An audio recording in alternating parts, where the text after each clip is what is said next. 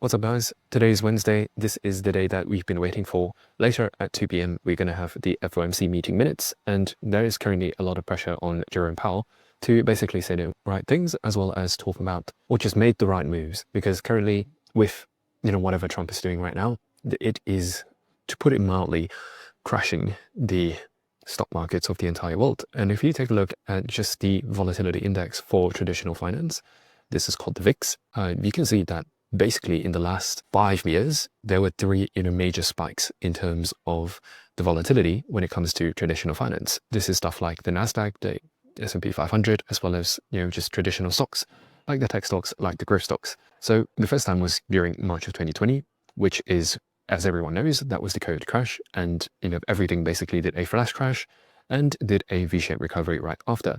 Second time that happened was in August of 2024, where everything also dropped in a flash crash fashion, but then you get a V-shaped recovery.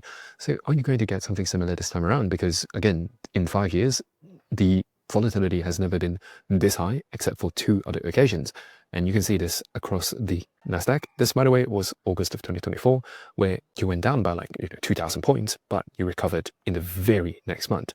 And taking a look back at 2020, you basically dropped from 9.7k to a 3,000 point loss. But then again, that marked the bottom, and back then the macro conditions were very different to what they are right now. So this begs the question, right? Given how correlated Bitcoin is compared to the NASDAQ and the S&P 500, if they were to do, just God forbid, do a V-shaped recovery, is Bitcoin going to also do a V-shaped recovery? One of the things that you guys need to understand on why both of these back then, where they had V-shaped recoveries, as well as Bitcoin, by the way, is, for one, due to macro conditions. Back in 2020, everything was just back in quantitative easing. Money was being printed all around. Interest rates were really low. And this was a macro environment that really contributed to an increase in stock valuations when it comes to the NASDAQ, the S&P, and everything else in the world. And in 2024, it was also kind of a different situation, because back then you were in a really strong uptrend. But if you just take a look at the NASDAQ, these are high highs and higher lows. And in this kind of an environment, the flash crash, boom, like it would make sense. And currently, if you just take a look at the NASDAQ, this month is going to be very, very pivotal, because if you do close below this low right here, this would mean that this is a confirmed lower low with a confirmed break in market structure. And this is not what you want to see if you want to see a recovery on Bitcoin. And so right now, this month is super key. Today is probably also really important, because FOMC, what Powell says and what Powell does is going to shape a lot of how the markets are going to react through the rest of the month. So overall, like, can we expect a V-shaped recovery? I don't know, right? This time around, it's very hit or miss. It's hard to say. And so let's tie it back into Bitcoin, right? So Bitcoin, if you take a look at the monthly chart, yes, you're overall still in an uptrend. So if anything, like with the volatility index, about to die down and perhaps things are going to recover, then yeah, perhaps you might get a V-shaped recovery. And let's just go onto the weekly chart to see if that kind of scenario is possible.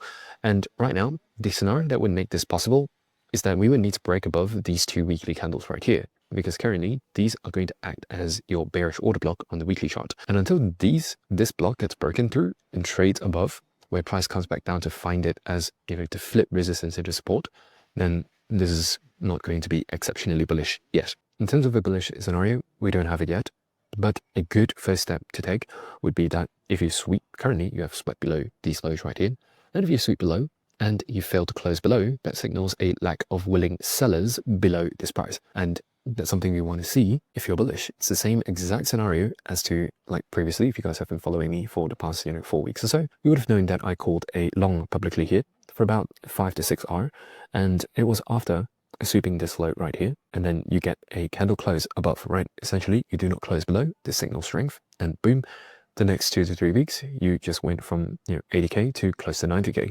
And similarly, the signal that we use to start going short is after you sweep this previous high here, but then you fail to close above. This signals weakness in the market, and boom, you start heading downwards. So a good first step would be to sweep these lows to show strength, and then potentially step 2, that's the one that we're going to be looking for. But until this is confirmed, I wouldn't lean towards longs. If anything, I'm going to lean towards shorts. Now, the other factor that kind of ties into this is also the fact that on the CME chart, this high here has already been swept. Just to show you what I mean, if I go onto the CME Bitcoin future chart, you can see that that high right there was already taken out. Let me just zoom in for those of you who might not be able to see it clearly. Right there, that high has already been swept, which if you are like in terms of everything that could be bearish, this is super bearish. And so just to tie back into what we were talking about before, we have reason to believe that, this is going to be bearish continuation. And at the moment on the daily chart, we have formed, a bearish order block right here, as well as a potential further gap right here that we can use as resistance, or like just some kind of a key area if price were to return to either one of those levels. Currently, you're just hovering above this previous low. You haven't quite swept it yet. And so this makes it relatively equal lows, which means that this is going to act as a drawn liquidity. Now, the only problem with this is the fact that you also have relatively equal highs. Like the moment you hop onto a lower time frame, you can see that, yeah, okay, relatively equal lows right there, but here you have relatively equal highs. And so this leads me to believe that the play here is the fact that Bitcoin is currently in a range where that's a range low, that's a range high. And depending on how price reacts today, given the fact that we have news, means that, if you do get a sweep above the highs, right, tapping out all of these relatively equal highs, filling in the further gap, that is going to give you the catalyst to take a short all the way down to range lows. Now, the flip side could be true. You might just get rejected off of this daily, bearish order block right here, sometime during, the New York session. As of the time that I'm recording this, it is the end of the London kill zone. And so it's just about a couple of hours left until the New York open kill zone begins.